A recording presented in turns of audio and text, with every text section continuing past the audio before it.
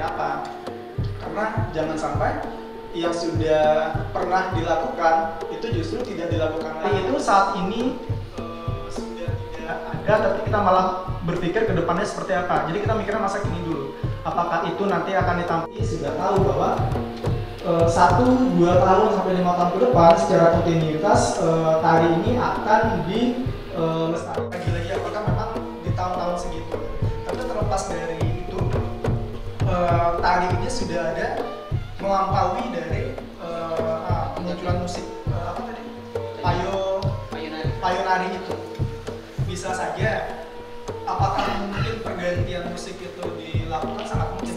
Beberapa tari di Indonesia kalau tidak dapat informasi pasti, kita bisa menduga dari peninggalan-peninggalan sekitar yang tadi kita bahas, kira-kira perkiraannya abad keberapa. Nah, itu sudah sangat cukup membantu gitu.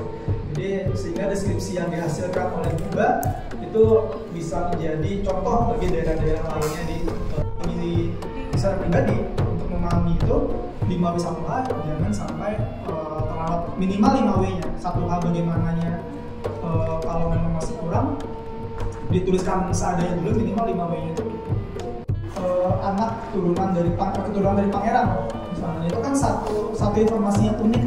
Kenapa harus keturunan pangeran? Kita tampilkan di deskripsi.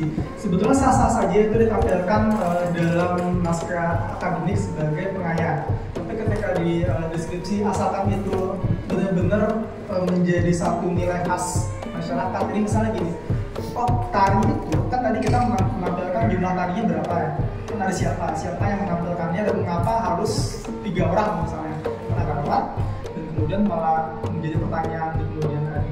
Karena biasanya naskah akademik itu tidak dipublikasikan di laman BPTB, yang dipublikasikan itu deskripsinya, biasanya deskripsi. Makanya nah ini juga mumpung ini masih belum diajukan sebagai BPTB, untuk deskripsi ini benar-benar perlu menjadi perhatian. Saya izin mungkin nitip ke Bapak Ibu di Dinas Pendidikan Kebudayaan Buba. Kalau kita melihat selama ini misalnya data-data di BPTB itu deskripsinya kan masih terlalu singkat ya. Bisa saja itu masih 1 paragraf dan tidak memuaskan orang yang ingin mengetahui. Padahal harusnya ketika kita buka laman BPTB, ketika kita membaca informasi yang ada di sana, kita tercerahkan. Nah, sebisa mungkin nanti ketika mendaftarkan, entah itu untuk OTK atau BPTB, deskripsinya selalu mencantumkan 5W1H. Jadi terlewat dan kemudian malah menjadi pertanyaan di kemudian hari.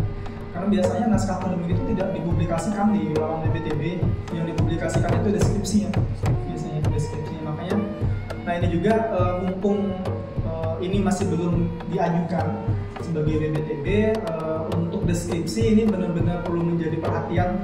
Saya izin mungkin nitip ke Bapak Ibu di Dinas Pendidikan Kebudayaan Buba. Kalau kita melihat selama ini misalnya data-data di BPTB itu deskripsinya kan masih terlalu singkat ya. Bisa saja itu masih 1 paragraf dan tidak memuaskan orang yang ingin mengetahui. Padahal harusnya ketika kita buka laman BPTB, ketika kita membaca informasi yang ada di sana, kita tercerahkan.